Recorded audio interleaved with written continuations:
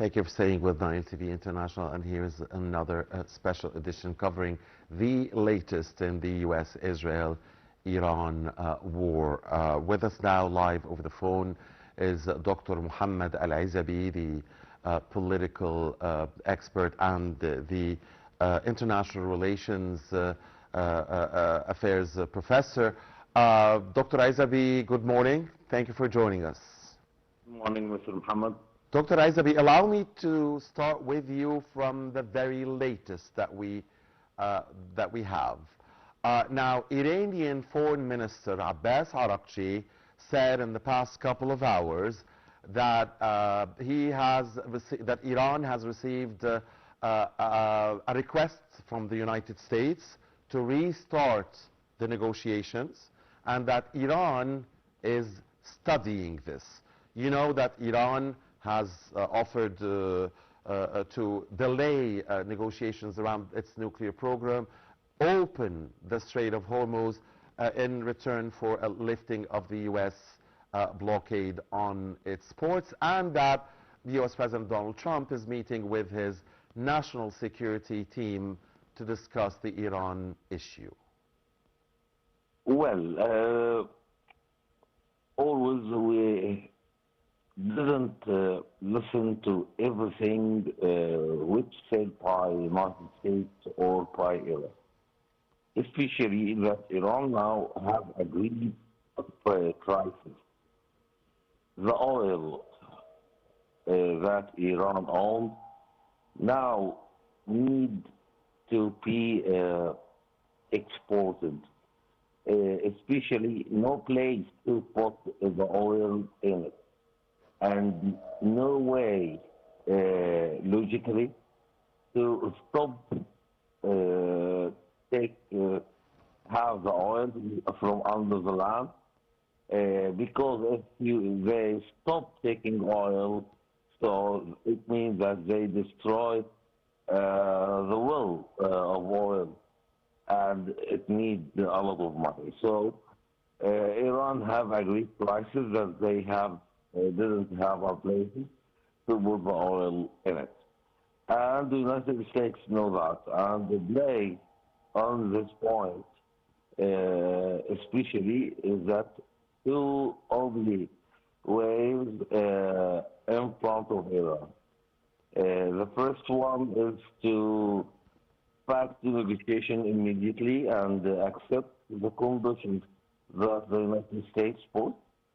The second thing that Iran attack the American Navy immediately and start the war again. They need to attack the American Navy because they need to open Hormuz Strait immediately to export the oil and have new places to put the oil. Dr. Ezaby, what do you think the response from the United States will be to the latest Iranian offer, reopening Hormuz in return for a lifting of the blockade? Again, the U.S. President is meeting with his national security team. What is the expected response? Now, we have the Iranian foreign minister saying, but these are his words, we have no other proof, that America has asked for a return to negotiations, and Tehran is studying this. And we also have reports, but press reports, media reports, that the United States is studying accepting the offer but not lifting the blockade, accepting the thing about reopening Hormuz in return for extending the ceasefire for a long time frame that would allow for negotiations. Well, the United States will refuse this offer from Iran because Iran made this offer without making any deal about nuclear project. And the United States insists that the nuclear project, the nuclear project is a very important point that Iran must accept to delay it. To cancel this project, and everything after that can be discussed. Okay. So the Iranian offer is to open Hormuz Strait without discussing nuclear project. It will be refused by the United States, sure. Okay. The Russia and China factor, we know that Mr. Arakji was in Moscow. He met with the Russian president, Mr. Putin. And we heard China today saying that it rejects the penalties that have been laid on its oil companies for alleged dealing with Iran.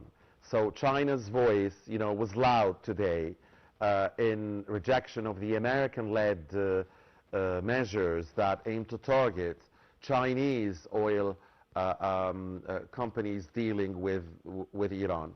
The Russia and China factor. Do you think they'll be able to support, indeed, Iran and bring an end to this war? Well, China and Russia supported Iran really, but they will not support it by any military way. They only support it by speech, by diplomacy, by using veto in United Nations Security Council to delay any decision will be taken towards Iran. That is the only way that can China and Russia support Iran in it. But their speech, especially China, that they need to import 11 billion and 2,000 oil barrels every day for their needs. China can make a pressure on the United States to cancel blockade Hormuz Strait, to discuss opening of Hormuz Strait. That's only. But anything else, as I said before, then the war will be back again. No way to wait for in vain discussions. So you think the meeting of Mr. Trump with his national security team will result into an announcement for a return of military action? Yes, especially that from 6 hours we saw the speech of Benjamin Netanyahu. He said that the year of 2026 is the year of war in many places, in many countries. So Benjamin Netanyahu insists to continue war against Iran, insists that he wants to change the government system in Iran, and they delayed their nuclear project and rocket project. So it's Israel first policy at the White House? Yes. We can say that Israel is leading the United States, not the opposite, especially in the file of Iran. Also, we saw that what is happening in the south of Lebanon. Right, I was just getting to that. And that might be my final question, but it has two parts, Dr. Ezaby, please. Speaking of Israel and its war crime suspect prime minister, Israel today hit Al-Biqa', not only South Lebanon, and this is the first time since the ceasefire brokered by the United States took effect, and of course, and the extension of the ceasefire for 3 more weeks. Of course, Israel has been breaching and violating the ceasefire every single day, just like it is doing in Gaza. But the significance here today is that Israel hit Al-Biqa', not only southern Lebanon. My question is, which has two parts. First of all, how in the world can the so-called peace talks between Lebanon and Israel, between Aoun and Netanyahu, who are supposed to meet in Washington anytime, how can they work in such an atmosphere? And the second question is, how can the Lebanon-Israel situation affect the Iran-US situation, and vice versa also? Well, Israel now try to isolate Hezbollah from Lebanese land. Try to end Hezbollah. Israel didn't attack Beirut. It didn't attack civilian places, and it's new as a policy of Israel. They always attack civilian places. But now we saw what Hezbollah has done. He started to attack Israel by rocket again. He didn't accept the ceasefire. He said, I don't accept the meeting or the direct negotiation with Israel. I will continue and strike Israel. So Israel is responding to Hezbollah, not to Lebanon.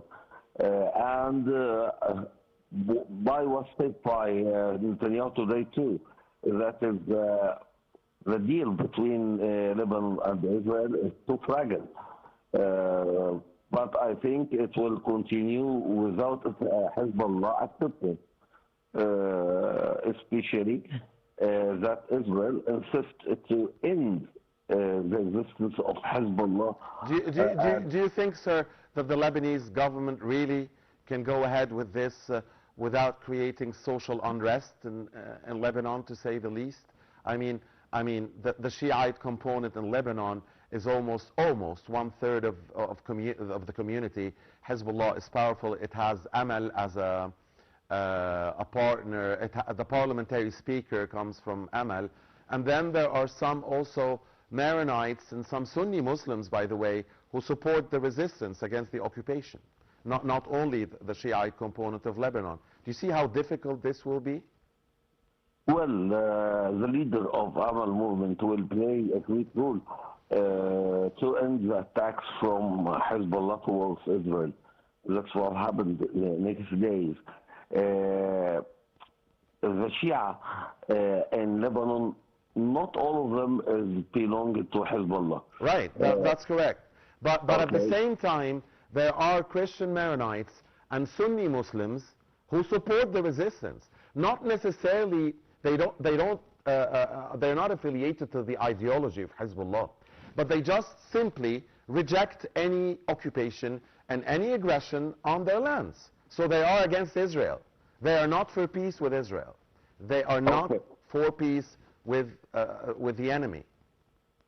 Okay, but the people of south of Lebanon need to back to their house Right. in south of Lebanon. Right. They need to stop the war. They suffer a lot, but by what Hezbollah is doing. And if that peace deal does occur, will Israel honor its terms? Has Israel honored anything in Gaza? Or does it still occupy 56% of Gaza and still kills maybe 5 to 10 civilians every single day in Gaza? And Hamas is not throwing any rockets at Israel anymore. Will Israel ever honor any accord? And what happened to the enough is enough by the US president? Where is it? What I wanted to say is it will be very, very difficult, sir, to embark on that, to have peace there between Lebanon and Israel if the occupation doesn't withdraw and doesn't stop hitting South Lebanon, Al-Biqa, and everywhere in Lebanon. They have to withdraw first. 1701. Okay, we saw what His Excellency President Abdel Fattah al-Sisi always say, that we need to move to the second phase of the agreement between Israel and Hamas and start Israel start to move from the yellow line to red line. Always His Excellency President Abdel Fattah al-Sisi assured that we need to start rebuild infrastructure in Gaza, right. And assure always that we need to stop the war in south of Lebanon, and we listen what happened in the call between Joseph Aoun and His Excellency President Abdel Fattah al-Sisi and Egypt. How can support Lebanon in to stop the war in south of Lebanon. So, by Egyptian support to Lebanon, the deal between Lebanon and Israel will continue, especially that Benjamin Netanyahu Donald Trump put these conditions for Benjamin Netanyahu to continue the war towards Iran. So I think Benjamin Netanyahu will continue in the ceasefire agreement with Lebanon. So there you are. You are answering. With Hezbollah. So there you are answering the second part of my question, which is the relationship between the Israel-Lebanon file and the U.S.-Iran file, and how will they affect each other? Okay. The Lebanese government tried to separate the two files, tried to isolate Hezbollah from the Lebanese government. We saw the announcement which announced by Lebanese government that Hezbollah must give the Lebanese army their weapons, must stop attack Israel, and they will treat with Hezbollah as a mistaken team in Lebanon. So the response of Lebanese government is trying to isolate Hezbollah as Hezbollah from the component of the Lebanese people or parties, and try to isolate it from the file of Iran. Okay. All right. And so you were expecting, just to understand, sir, what your predictions are. So you were expecting that the Lebanon-Israel diplomatic file and the peace talks will continue and will succeed. That's what you think? Yes.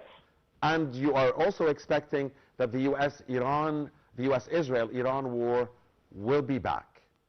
Yes. Okay. Sure. All right. Thank you very much, Dr.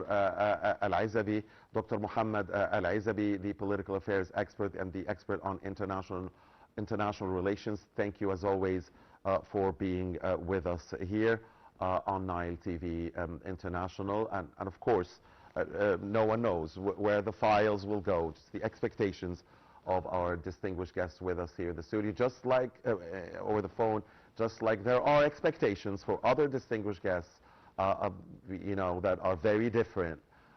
So we are indeed in a times of uncertainty, ambiguity, obscurity, and we all pray for peace to prevail, and for calm and security and stability to return to the region.